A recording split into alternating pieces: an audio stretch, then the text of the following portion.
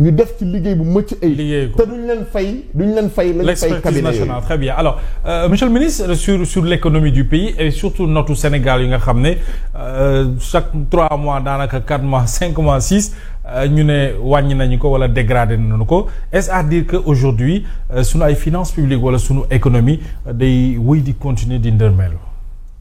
loolu nekkatul débat ndax économie bi dafay ndërmeelu, processus bi lancé nañ ko ba pare. Tout à l'heure professeur donc Souleymane mu ngi wax ne gaañ yi maanaam Moody's dafa wax gaañaa ngi ci 4e sous-sol. waaw non notation bi nga xam ne moom la Moody's mujj joxe c'est CAA1 dépassé na loolu. bul fàttaliku ne Ousmane Sonko moo waxoon ne bi muy jël réew mi Sénégal mu ngi woon 4e sous-sol. boobu Moody's mu ngi noté woon Sénégal B1. on a précisé. oui. diggante bi Macky Sall di dem notation bi nga xam ne Sénégal moom la amoon muy B1 réew yu bëri bëgg noonu nañ ko am Côte d'Ivoire tey loolu la yor ci la toog. mooy la première économie ouest africaine fi ñuy toll. ci notation yooyu rek Sénégal xam nga yenn pays la raw ci UEMOA les 3 pays qui sont en insécurité totale Burkina Faso, Mali ak Niger. ñetti pays yooyu rek la Sénégal jiitu. c'est vrai. ñetti pays yooyu rek ci UEMOA laa wax. waxuma beneen waxuma Togo waxuma yeneen ay pays. 3 pays yi nga xam ne ñoom ñoo gën a nekk pays insécure nekk en situation de guerre. D'abord initialement sous-développé nekkoon suñ gannaaw ñett ñooñu ba tey ñun moom le Sénégal raw fi ñu toll.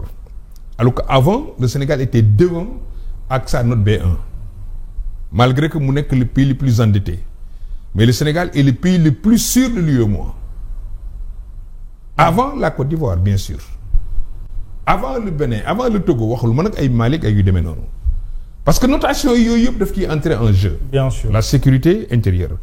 soo natee notation CAA1 jëlee ko B1 6 niveaux la ci suuf. kon mu mel ni tey booy seet Sénégal. mu ngi 10e sous-sol. ku nekkoon 4e boo ci tegee 4 niveaux ci gën a suuf. 10e sous-sol la. xam nga ñaata niveau moo des pour ñu nekk ci biir kamb gi bi nga xam ne kenn dootuñu gis. waaw. 3 waaw ñaari notation. ñaari CAA 2 3 ak C moom boo fa duggee ak ci kamb gi. kenn gisatu la. donc la situation est grave.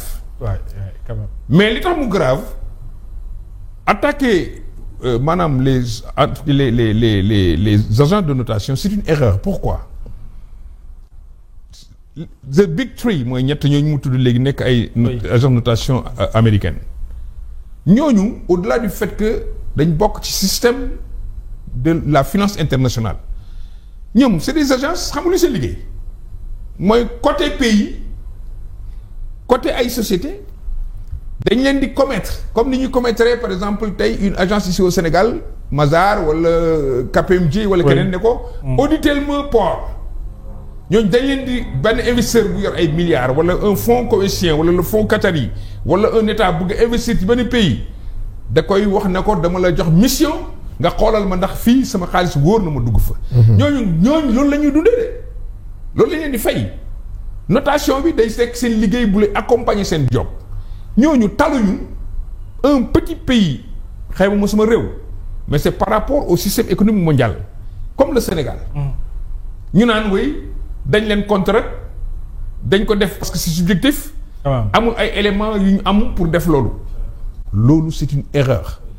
ji nga maanaam mbott yi nekk ci déeg bi di ngoox taxul gaynde gi naan taxul ñay wi naan ñooñu yëguñ sax ne Sénégal seen ñu ngi coow seen coow yooyu mu am impact ñoom man wóor na ma seen budget de fonctionnement ñoom boo ko doon évaluer tey par rapport ak ñun suñu budget yi ñàkkul mun nga yéemu pour revenir au Fonds monétaire ak ñoom la FMI oui dette amul aucun pays au monde qui veut se développer si tu n'es pas endetté ça n'existe pas tous les pays développés dans ce monde ñi ci gën a développé ñoo gën a endetté xam nga tey ku nekk bëggoon na nekk japonais kenn ku nekk bëggoon na nekk tey nekk ci économie américaine kenn ku nekk bëggoon na nekk tey ci économie France et pourtant c'est des pays super endettés kenn ku nekk bëggoon na nekk tey fu mel ni pays comme Taïwan comme Chine bi nga xam ne moom moo am excédent même loolu la Chine a une dette mais yi nga xam ne seen dette dafa dépasser seen PIB de plus de ay 115 112 120% 130% mais ce sont les pays les plus développés du monde pourquoi mooy li mu wax rek li am solo mooy est-ce que li ngay leb li nga koy jëriñoo da nga ko ci mën a fay. malheureusement au Sénégal. mi ngi rentable.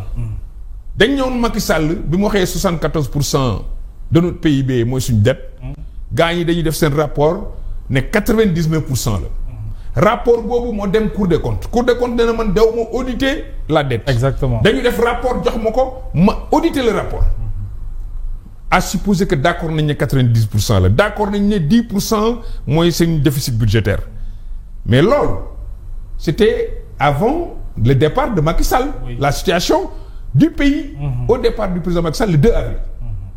Avant la fin de l'année la situation du Sénégal du point de vue seen endettement dem na 119%. après le départ confirmé bien sûr confirmé par l'audit de la Cour des comptes et le rapport de li nga xam ne le constat du Fonds monétaire c'était des constats agence yi ñëw confirmé ko wax ay 118,8%. ñu war ko imputer à ce régime. mais naturellement c'était en décembre 2024. bien sûr nous sommes aujourd'hui au mois de octobre 2025. Imagine le volume de la dette du Sénégal depuis le départ du président Macky Sall à aujourd'hui. Ça frôle les 2000 milliards démb rek laa ko doon compiler. quand même 2000 milliards je les ai compilés. quand même c'est beaucoup ah. 2000 milliards te boole ba ci les 450 milliards yu bërki démb. yi génn waaw et defaguñu 2 ans. kon si tu veux aujourd'hui encore rapporter notre dette par rapport à notre PIB dépasser na 119%.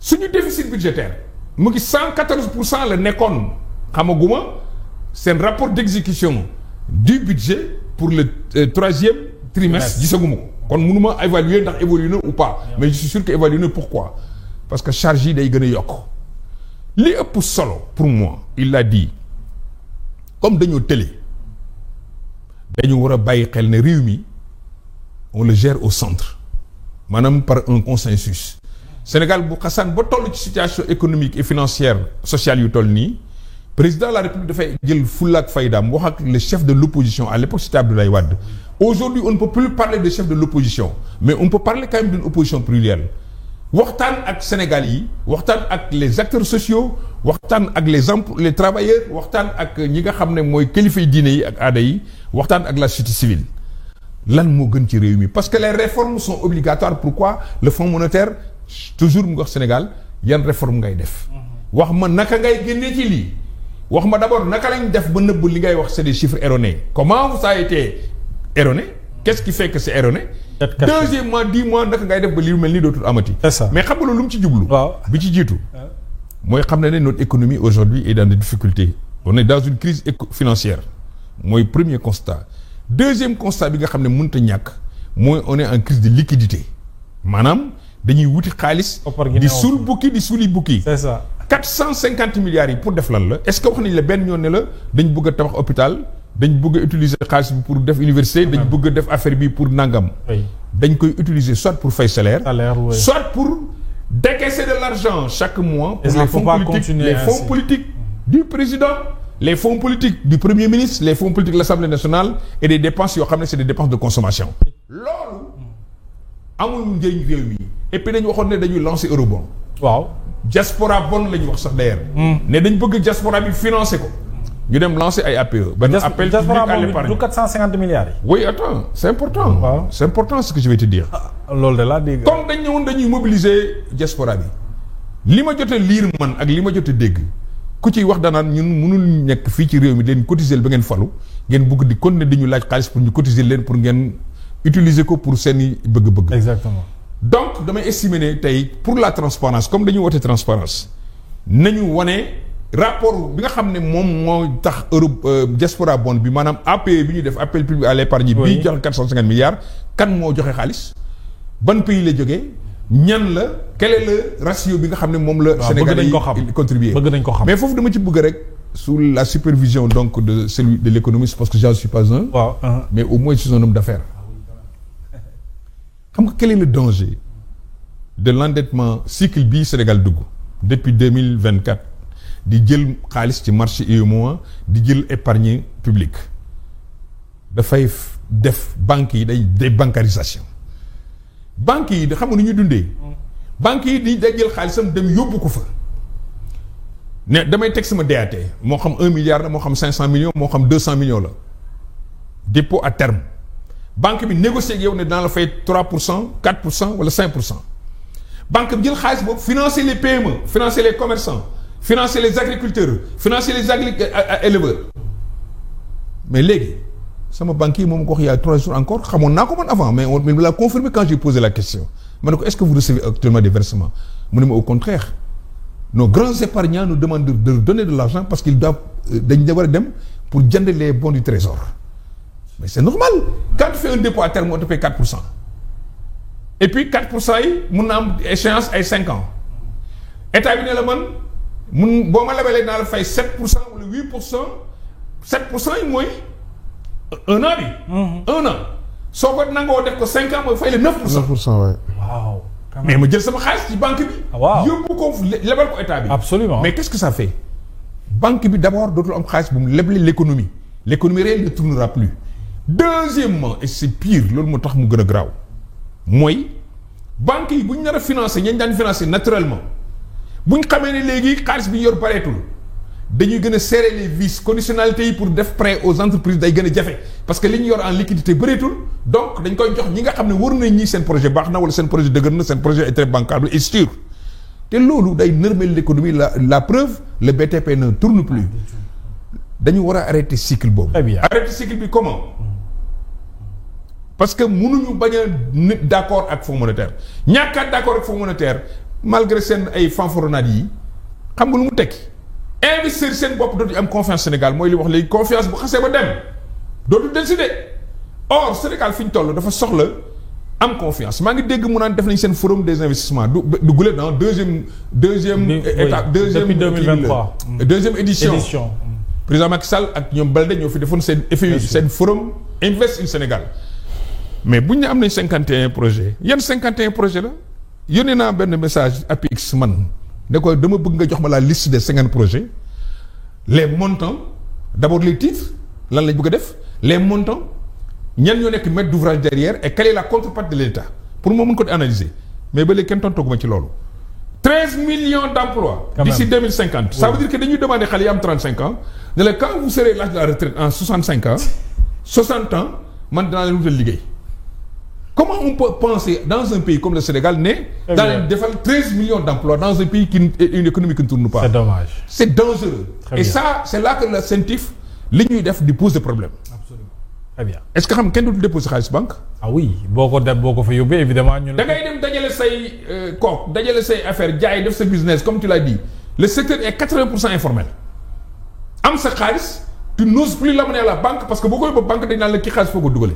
parce que banque bi dafa am obligation de signaler à la CENTIF ne Babacar Gaye déposé fi bëri démb 40 millions.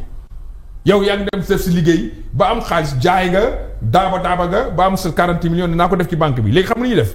dañuy téye seen xaalis seen kër yi. la banque ne reçoit plus de liquidité.